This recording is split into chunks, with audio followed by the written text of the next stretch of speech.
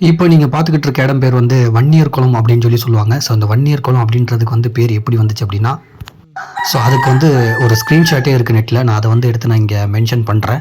So எப்படி வந்து இந்த ஒரு குளத்துக்கு வந்து வன்னியர் குளம் அப்படின்னு பேர் வந்துச்சு அப்படின்றது. இது வந்து மயந்த மலை அப்படின்னு சொல்லுவாங்க எங்க ஊர்ல. அதுக்கு பின்னாடி உள்ள ரூட் தான் இந்த ரூட்டு.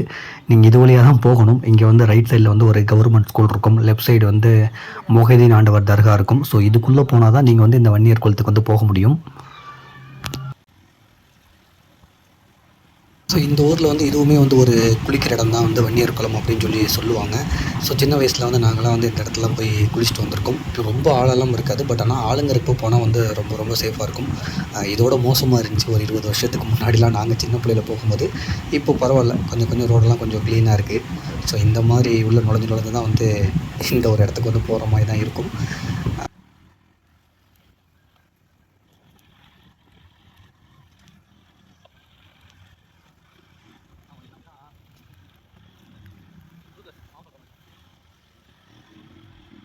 ஸோ ஆக்சுவலாக இங்கேருந்து உங்களுக்கு வந்து வன்னியர் குளம் ஆரம்பிச்சிச்சு. அதாவது ரைட் சைடில் உள்ள எல்லாமே வந்து அந்த வன்னியர் குளம் தான் சொல்லுவாங்க. மழை வந்து ரொம்ப இல்லாதனால வந்து இப்போ கொஞ்சம் இடத்துல மட்டுமே தண்ணி இருக்குது. அதாவது ரெகுலராக மழை பெஞ்சா உங்களுக்கு ரைட் சைடில் வந்து ஃபுல்லாகவே வந்து தண்ணியாக மட்டும்தான் இருக்கும். ஸோ இப்போ நீங்கள் பார்க்குறது வந்து அது வந்து ஒரு ஒத்தையடி பதமாக இருக்கும். ஆனால் நாங்கள் பைக்கில் தான் போனோம். இது இப்போ ரைட் சைடில் உள்ள எல்லாமே வந்து வன்னியர் குளம்னு சொல்லுவாங்க. ஸோ மழை வந்து ரெகுலராக பேஞ்சிச்சு அப்படின்னா வந்து உங்களுக்கு வந்து ரைட் சைடு ஃபுல்லாக தண்ணி ரொம்ப ரொம்ப தான் இருக்கும். இது எல்லாமே வந்து வன்னியர் குளம் தான் வந்து சொல்லுவாங்க.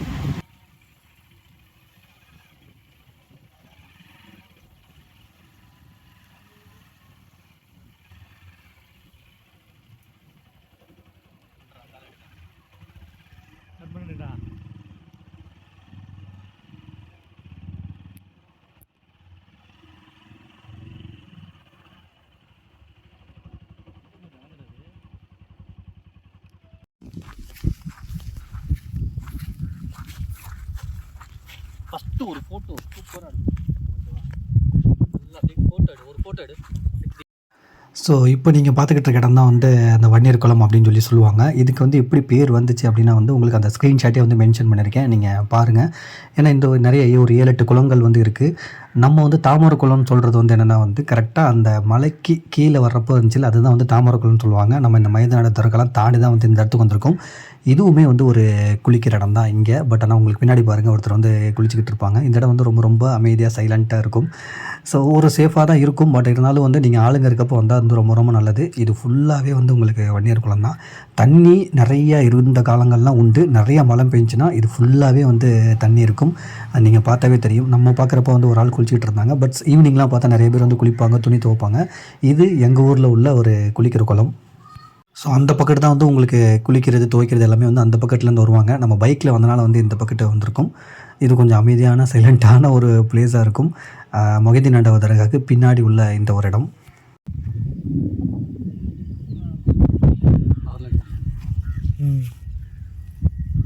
ஓகே.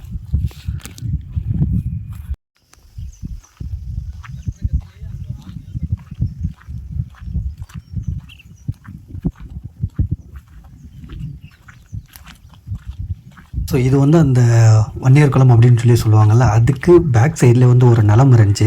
அங்கே வந்து பம்பு செட்லாம் இருந்துச்சு. சரி சும்மா அங்கே போய் பார்க்கலாம், அந்த பம்பு செட்டில் வந்து குளிக்கலாமா அப்படின்னு கேட்கலான்னு சொல்லிட்டு நம்ம அங்கே போனோம். பட் அவர்கிட்டையுமே கேட்டோம். அவர் வந்து ரெகுலராக குளிக்கலாம், ஒன்றும் பிரச்சனை இல்லை, இங்கே வந்து எப்போவுமே தண்ணி வரும் அப்படின்னு சொல்லிட்டு இருந்தார். ஸோ அந்த இடமே வந்து நல்லா பச்சை பசேல்னு சூப்பராக இருக்குது. அந்த கிணறுலேருந்து பம்பு செட்டு போட்டு தண்ணி போட்டிருக்காங்க. ஸோ அந்த இடத்தையுமே வந்து சும்மா ஒரு டாக்குமெண்ட் பண்ணலாம் அப்படின்னு அவரோட பர்மிஷனோட, அங்கே உள்ளவரோட பர்மிஷனோட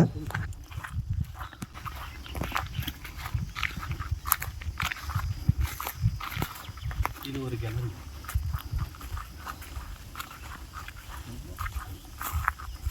ஏய் குளிக்கிறாத, போனை போட்டுறாத.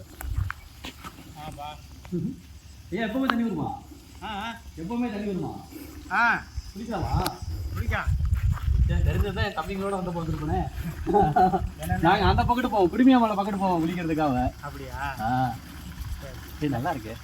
இதே நல்லா இருக்குடா. நாங்கள் திருச்சி இந்த ஊரில் தான் பிறந்து வளர்ந்தோம். இங்கே வண்டியர் குளத்துக்கு சின்ன பிள்ளையில வந்து குளிக்க வந்திருக்கேன். அப்படியா? சரி வந்தோம் அப்படியே. ஆனால் இது ரெகுலராக தண்ணி வரும் ஏங்கய்யா? ரெகுலராக தண்ணி நல்லா ஊற்றிக்கிட்டு இப்போ 5-6 நாளாக ரொம்ப கம்மியாக ஊற்றுது.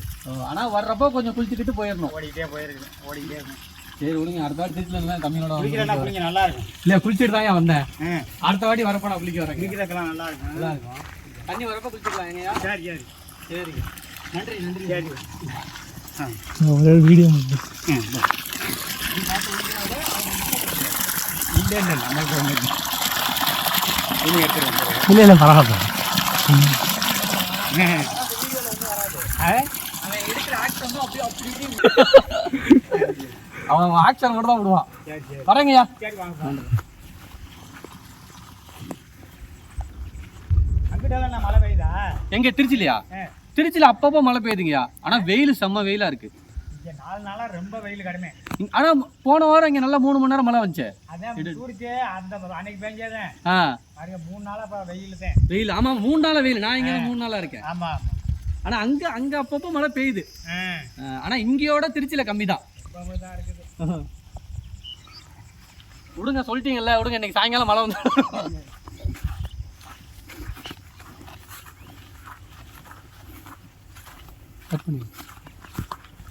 இதுக்கப்புறம் வந்து வேளாங்குளம் அப்படின்னு ஒன்று இருக்குது. ஸோ அதுக்குமே போகலான்னு போனோம். பட் ஆனால் அந்த குளத்தில் வந்து தண்ணிலாம் இல்லை.